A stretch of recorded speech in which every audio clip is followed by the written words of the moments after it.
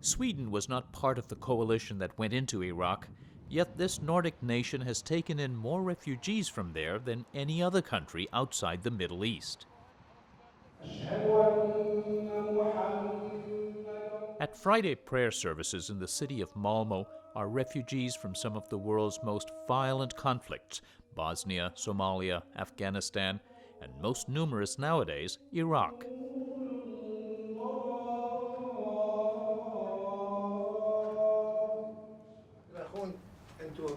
Our topic today is adapting to Swedish life. They are people like Fred de Sam Lazaro. He left his wife and two small children in Baghdad after his life was threatened. I was working for a government ministry in the electricity department. A private American company came in to work with the ministry, and the Mujahideen were against the Americans. They sent me a threatening letter because I did not quit my job. Sweden took in some 9,000 Iraqi refugees in 2006. The U.S. admitted 202 Iraqis in the same period. Migration Minister Tobias Billström. If the U.S. had taken in as many refugees as Sweden has done so far per year, it would have been approximately 500,000 that the U.S. had accepted so far, if you compare the amount of the populations. Proportionally. Yes. Recently, Swedish courts ruled that only those who face a personal rather than a generalized threat of harm should get asylum. Still, Dan Eliasson, who heads the agency that processes asylum applications, says most Iraqi ones are approved. If you are individually threatened, tortured or something like that, then you can of course have the right to stay. So still, 90% of them are still entitled to stay here. I would say that probably we have the world's most liberal and generous legislation when it comes to asylum matters. That's not new. Sweden has long had a policy of giving cradle-to-grave welfare benefits to refugees and natives alike. About 1/5 of Sweden's 9 million people today come from immigrant stock. Immigration is closely linked to the country's post-war economic boom.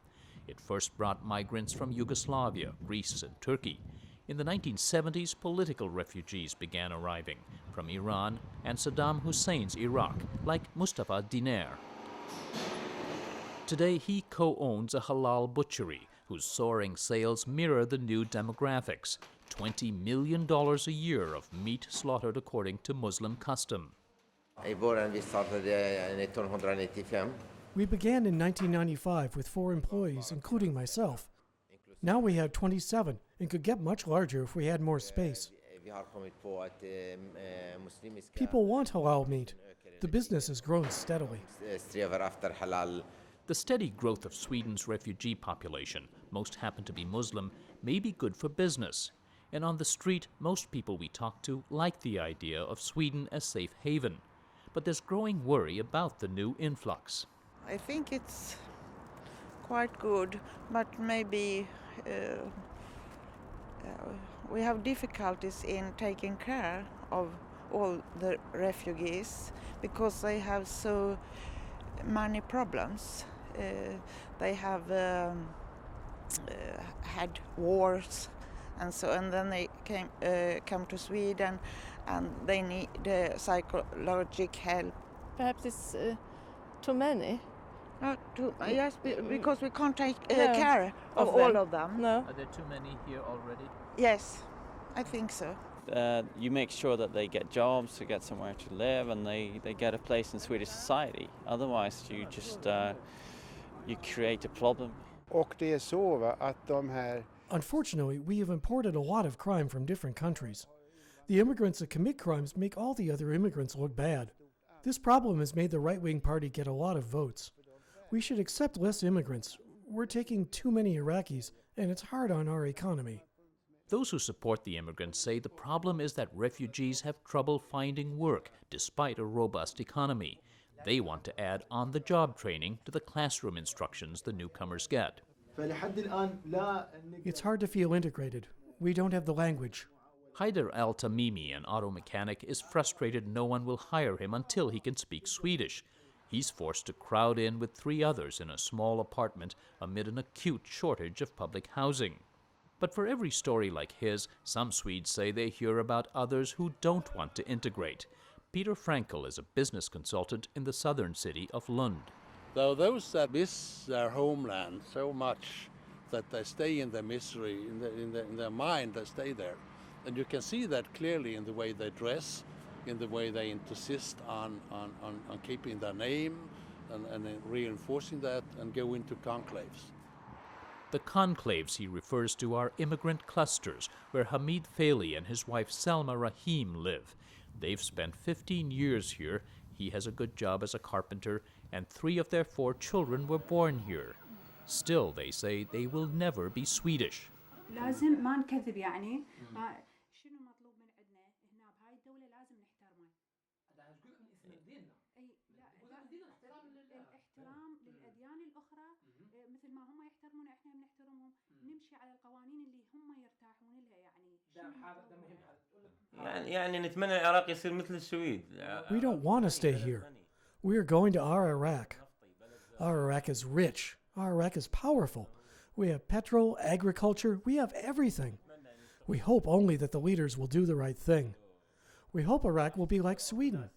Actually, it could be better than Sweden. But he concedes that repatriation is likely to be years away.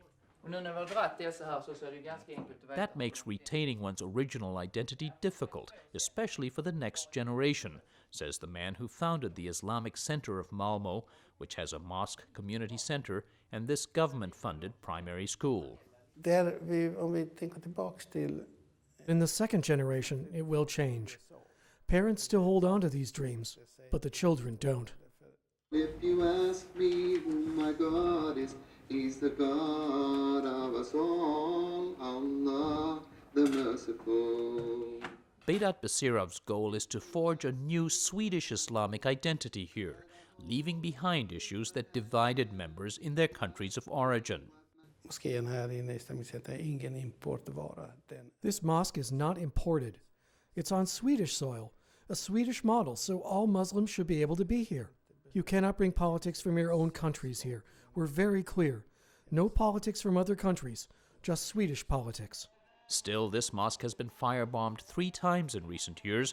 No one sure if it's the work of right-wing or Islamic extremists who have called the center Islam Light. Such incidents have raised fears that a segregated, marginalized immigrant community could invite terrorist groups or turmoil like that witnessed in the Paris suburbs last year. Offsetting those concerns are Sweden's relatively positive history with immigration, and that this aging society needs the newcomers, says business consultant Frankel. So there's a historic understanding or sense that given some time and cooling it, this will be something positive for Sweden. And we need those people in a lot of jobs. I mean, we really do. I think it's a question of time, and I think there's a strong consciousness of that. Even though, of course, it for the moment, and perhaps for a couple of years, is tough and it is irritating. One source of irritation, even resentment from all sides, is the fact that the United States isn't taking on more of the refugee burden. Ilma Ripalu is the mayor of Malmö. Sweden didn't take part in the Iraq invasion. If I look upon the second quarter this year, 4,500 of the Iraqis came to Sweden and were accepted here. 2,500 went to Greece, 400 get to Spain, and 180 to United States. 180. That's half the number that we accepted in Malmö in the same time. How come?